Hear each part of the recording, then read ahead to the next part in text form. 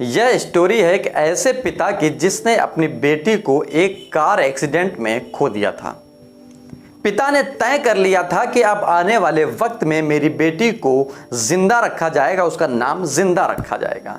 जिसके बाद पिता ने एक ऐसा ब्रांड खड़ा कर दिया जिसका नाम, उसका निर्माण उसके बेटी के नाम से रखा गया, जिसका नाम था निरुपमा पटेल। यह स्टोरी करसन भाई पटेल की है, जो कि किसान के ही बेटे थे और केमिस्ट्री में अच्छा खासा ज्ञान बटोर चुके थे। कुछ ऐसे एक्सपेरिमेंट किया करते थे जिसके बाद उन्होंने एक सोडा का एक ऐसा एक्सपेरिमेंट किया और जिससे एक डिटर्जेंट तैयार हुआ। कई बार कोशिश करने के बाद में जो डिटर्जेंट तैयार हुआ वो उनको लगने लगा कि अब आने वाले वक्त में मेरा डिटर्जेंट इस मार्केट में बिकने लगेगा और उसका नाम रखा निरमा। इनकी बेटी का नाम निरमा घर में प्यार से बुलाया जाता था। नमस्कार, मैं मौजूद हूं दुर्गेश मिश्रा एक नए मुद्दे के साथ। करसन भाई पटेल अब समाज में एक ऐसा नाम कमाना चाहते थे अपनी बेटी का नाम रख करके, जो शायद सोडा 13 रुपए में मिल रहा था, लेकिन उन्होंने जो तैयार किया वो मात्र 3 रुपए में ही तैयार हुआ और वह साइकिल से दुकान दुकान जाकर अपने प्रोडक्ट को दिया करते थे। कई महीनों कई सालों के बाद में ऐसा उनको लगने लगा कि अब उनको सेल्समैन की ज़रूरत है और एक दिन ऐसा फैसला लिया कि कुछ सेल्समैन भी रखे। लेकिन कुछ समय गाड़ी चलने के बाद अब उनको लगने लगा शायद उनका मार्केट में स्टैंड कर पाना बहुत ही मुश्किल है। क्योंकि डिटर्जेंट बिकने वाला उसकी बड़ी मार्केट जो तैयार हो चुकी थी उसके मुकाबले अब निरमा जो बिक रहा था वो कहीं ना कहीं संसाधनों से मजबूत नहीं था। उन्होंने फैसला लिया और रातों रात अपने सारे डिटर्जेंट को जो सेल्समैन और जो खुद से बांटे गए थे, जो मार्केट में रखे थे, उनको उठवा लिया और उन्होंने एक फैसला लिया और एक ऐड तैयार किया जिसको आपने सुना होगा, वॉशिंग पाउडर निरमा सफ़ेद ही सफ़ेद वाला जो तैयार किया गया। उसके बाद जो रातों रात उनकी किस्मत खुली, उसके बाद शायद वो भौचक्के रह गए। उस ऐड ने एक ऐसी सुनामी ला दी दूसरे प्रोडक्ट को लेकर कि जिसके बाद मार्केट में अब निरमा ही निरमा दिखाई देने लगा।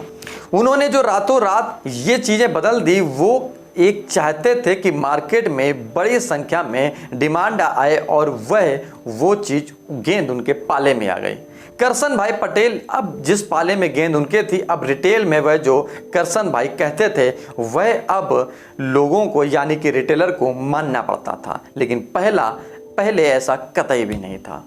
1988 तक 60% मार्केट कवर कर लिया था करसन भाई ने। लेकिन कुछ समय बाद यानी कि वो जब मार्केट के दौर पर चलते रहे, उन्होंने काफ़ी इनोवेटिव भी बनाया अपने प्रोडक्ट को और खुद को भी, लेकिन अच्छी नॉलेज के साथ साथ पैकेजिंग पर फोकस नहीं किया।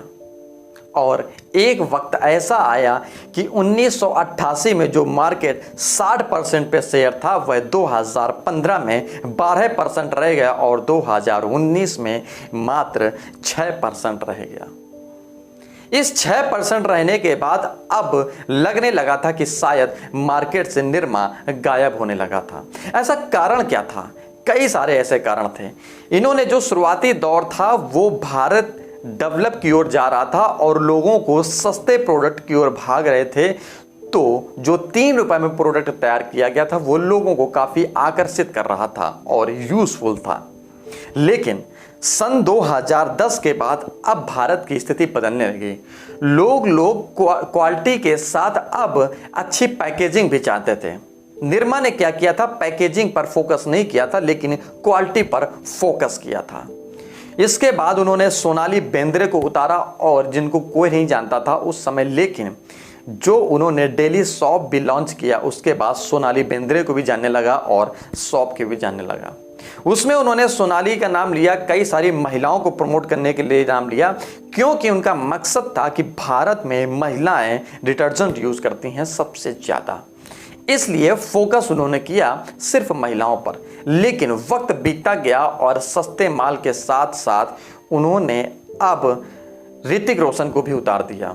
लेकिन ऋतिक रोशन ने जो ऐड किया उसके बाद मार्केट निरमा की और डेली सॉप की पूरी तरीके से खत्म की कगार पर दिखाई दी, क्योंकि सफलता के साथ साथ पहुंचने के साथ साथ इन्होंने अपने आप को ऐसा नहीं ढाला जिसमें क्रेडिबिलिटी मिल सके और क्रेडिबिलिटी भी मिल सके।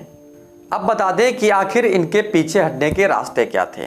2010 के बाद में जो मार्केट चेंज हो रहा था वो अच्छी पैकेजिंग के साथ साथ क्वालिटी भी चाहते थे, वो चीज़ ये नहीं कर पाए। विजिबिलिटी, वायबिलिटी और एफोर्डेबिलिटी के नाम से अब काम भी ऐसा बोलता था, लेकिन लोगों तक पहचान बना चुका निरमा अब मार्केट से खोने लगा था, क्योंकि ये अपने आप को इनोवेटिव नहीं कर पाए और एक मार्केट में संदेश जाने लगा कि ये सिर्फ चीप यानी कि सस्ता प्रोडक्ट ही तैयार करते हैं। लेकिन मार्केट में अब समाज में लोग ऐसे भी आ गए थे जो सस्ते के साथ साथ अच्छी क्वालिटी और अच्छी क्वांटिटी और भी कई सारी चीज़ों को मायने को दर्शाते थे। दूसरा रीजन था कंज्यूमर में एक परसेप्शन मन करता था, यानी कि सस्ता ब्रांड। इंडिया में समय बदल रहा था, लोगों को शो ऑफ करने का एक मौका था। नेचुरल लोगों को मार्केट में अब कई सारी ऐसी चीज़ें दिखने लगी थी कि शायद अब निरमा उसमें स्टैंड नहीं कर पा रहा था। कई ऐसे मार्केट में प्रोडक्ट आ गए, लेकिन निरमा ने, कंपनी ने अपने आप को इनोवेटिव नहीं बनाया और क्रेडिबिलिटी नहीं बनाया, जिसके बाद अब शायद समय बदल चुका है और मार्केट से निरमा गायब हो चुका है। नमस्कार, अगर ये वीडियो आपको समझ में आया हो, कुछ जानकारी मिल पाई हो तो लाइक, कमेंट, शेयर ज़रूर करें।